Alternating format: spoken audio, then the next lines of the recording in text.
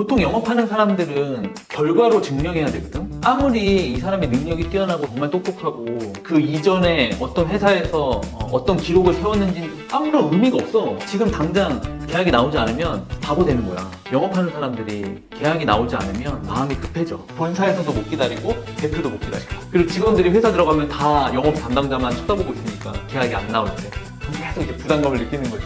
아, 나가서 좋은 소식을 가져와야 될 텐데 라는 그 마음이 힘들어. 막 계약이 막 엄청 잘 나올 때는 막 떳떳하게 막 사무실 들어가가지고 뭐 다 인사 크게 하고 막 그러지. 근데 계약이 안 나와봐. 몰래 직원 다 퇴근했을 때 그때 들어가지. 영업을 오랫동안 해오시면서 좀 가장 큰 성공 요인으로 뽑는 한 가지가 있다면 뭐가 있을까요?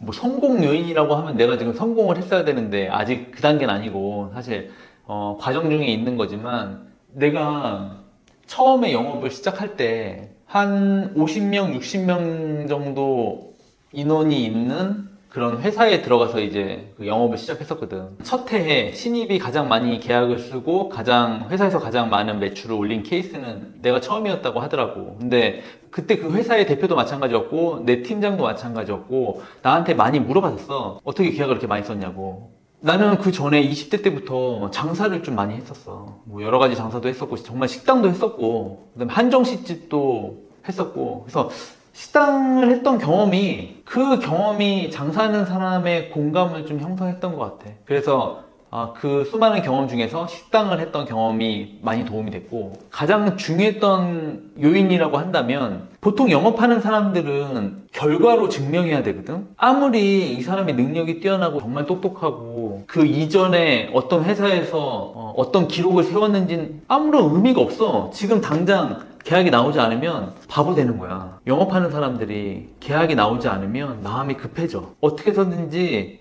이번 달에 성과를 올리려고 점점 서두르게 되거든. 그러면 창업자하고 만났을 때 계약을 꼭 이루기 위해서 만나자마자 브랜드에 대한 설명을 너무 강하게 하는 거야. 그리고 이 사람은 준비도 안 됐는데 가게 자리부터 보러 다니자고, 그런 식의 설득 과정이 나오기 시작하거든. 그럼 어떨 것 같아? 너가 만약에 창업자라고 생각하고 그런 케이스를 겪었다고 생각해봐. 그냥 한번 브랜드에 대해서 알고 싶고 관심은 있고 창업을 하고 싶지만 우선은 좀 약간 두려움이 있어. 그래서 이 브랜드가 어떤 장점이 있고 또 어느 정도 비용이 들어가는지가 궁금해서 우선 만나자고 해서 만났어. 근데 만나자마자 가게를 보러 가자고 했을 때 어떤 마음이 들 것 같아? 부담스럽죠? 약간 사기치는 것 같기도 하고. 그렇지. 우선 이쪽이 좀 약간 사자들이 워낙 많고 치고 빠지려고 하는 사람들이 워낙 많다 보니까, 논란이 있는 브랜드들도 많고. 그렇지. 그러다 보니까 그런 거를 예비 창업자들은 항상 마음속에 두고 만난다고, 영업 담당자를. 근데 영업 담당자를 딱 보자마자 왠지 그런 느낌이 들면 이제 반감하기 시작하거든. 그래서 영업이라는 게 남녀 관계랑 좀 비슷한 것 같아. 처음에 만나자마자 사귀자고 하면 사실 사귈 수 있을 확률이 얼마나 돼? 거의 0%에 가깝잖아. 만나자마자 계약하자고 하면 계약할 것도 안 하게 되거든. 그게 절대로 내가 해보니까 영업은 서두르면 안 돼. 그 창업자의 속도에 맞춰줘야 돼. 너무 이번 달에 계약을 무조건 쓰기 위해서 속도를 내기 시작하면 계속해서 엇박자 나면서 계약이 안 나올 수밖에 없게 되거든. 한두 달 정도는 계약이 안 나온다 하더라도 창업자들이 궁금해하는 부분들을 계속 해소시켜 가면서 창업하려고 하시는 분들을 관리를 하다 보면 연속적으로 계약이 터지는 그 시점이 분명히 나오기 시작하거든. 그러니까 그때 되면 이제 계약이 나오는 건데 그걸 못 기다리는 거야.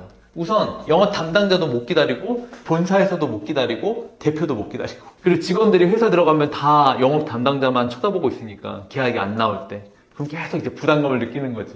아, 나가서 좋은 소식을 가져와야 될 텐데 라는 그 마음이 힘들어. 막 계약이 막 엄청 잘 나올 때는 막 떳떳하게 막 사무실 들어와가지고 뭐 다 인사 크게 하고 막 그러지. 근데 계약이 안 나와봐. 몰래 직원 다 퇴근했을 때 그때 들어가지. 어깨가 무거워. 가장의 마음이랄까. 예비 창업자들이 가장 많이 하는 질문이 뭘까요? 내가 영업을 지금 거의 한 17년 정도 차 되는 것 같아. 그러니까 정말 수천 명의 창업자들하고 이제 상담을 많이 해봤을 거잖아, 그동안에. 그때 항상 빠지지 않는 질문이 내가 이 브랜드를 해서 과연 돈을 벌 수 있겠느냐. 창업이라는 거는 적은 돈이 들어가는 게 아니잖아. 무슨 물건을 구매하는 게 아니잖아. 억 단위의 금액을 투자한다는 거지. 내가 과연 이 돈을 투자했을 때 돈을 벌 수 있을까 없을까에 대한 고민을 가장 많이 하는 것 같아. 그걸 항상 질문할 때 물어봐. 내가 과연 이 브랜드 해서 돈을 벌 수 있을까요? 돌려 말하면 이 브랜드가 어느 정도의 경쟁력을 가지고 있나요? 유행에 어느 정도 휩쓸리지 않을까요? 이런 여러 가지 불안 요소들이 있거든. 이 부분을 어떻게 해소시켜줄지가 계약의 성사와 직결되어 있다고 볼 수 있을 것 같아. 내가 이 브랜드를 했을 때 어느 정도의 수익을 벌 수 있느냐라는 질문을 많이 하는 이유가 매출이 막 1억 정도 나오는 브랜드들도 많이 있거든. 근데 막상 까보면 벌어가는 돈이 없는 브랜드들이 있는 거야. 매출이 1억입니다 막 하는데 재료값이 55%, 60% 되고, 예를 들면 이제 무한 리필 뭐 이런 브랜드들 있잖아. 재료값의 비중이 너무 높고 거기에 사람도 좀 많이 써야 되고 거기에 월세도 비싼데 들어가야 되고 실질적으로 했는데 수익률이 10%도 안 되는 거야. 거기다가 세금까지 내려고 하니까 내가 이거 수억을 들였는데 매출만 높고 본사만 좋은 일 시키고, 이게 여기서 나오는 얘기들이거든. 그래서 그런 정확한 구체적인 데이터를 요구하는 케이스들이 점점 많아지고 있어.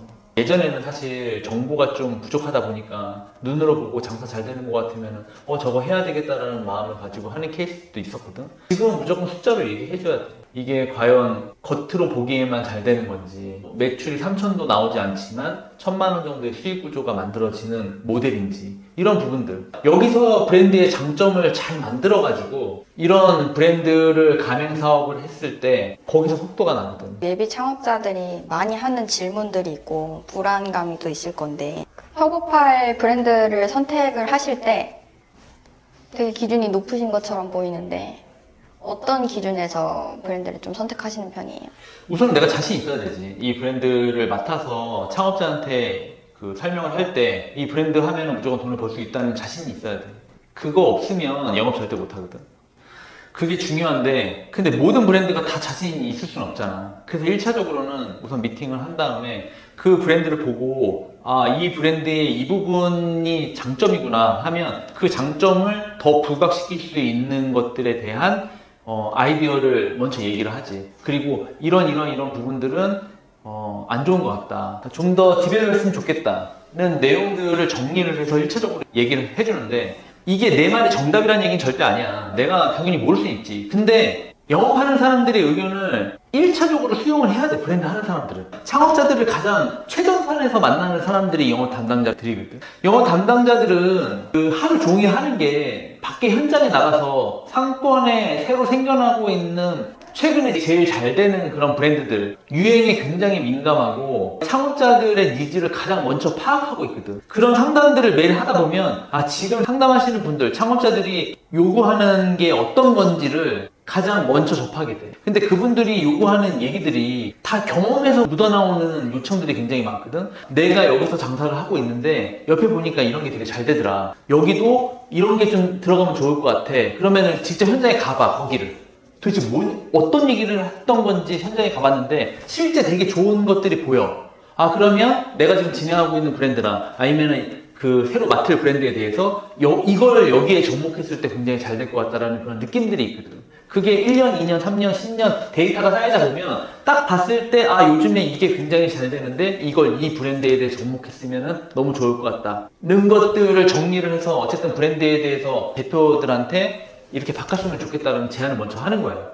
그래서 서로 얘기가 돼서 수정하는 작업들이 들어가는 브랜드들이 있고 아예 무시하는 브랜드들이 있어. 이건 내가 만든 거고 이게 맞다고 고집이라고 하면 안 되지. 어쨌든 주관이 뚜렷한 그런 브랜드가 있거든. 그 브랜드가 정말 맞을 수도 있는데 나는 내가 자신이 없기 때문에 정중히 거절을 하지. 만약에 이게 바뀌지 않는다고 하면 저는 이 브랜드의 영업을 할 수는 없을 것 같습니다 라고. 프랜차이즈 대표들 중에 영업을 했던 분들도 굉장히 많아. 그 과정 속에서 본인이 이제 가장 잘 안다고 생각했기 때문에 프랜차이즈의 욕심을 내는 것 같아. 나도 사실 그 케이스고.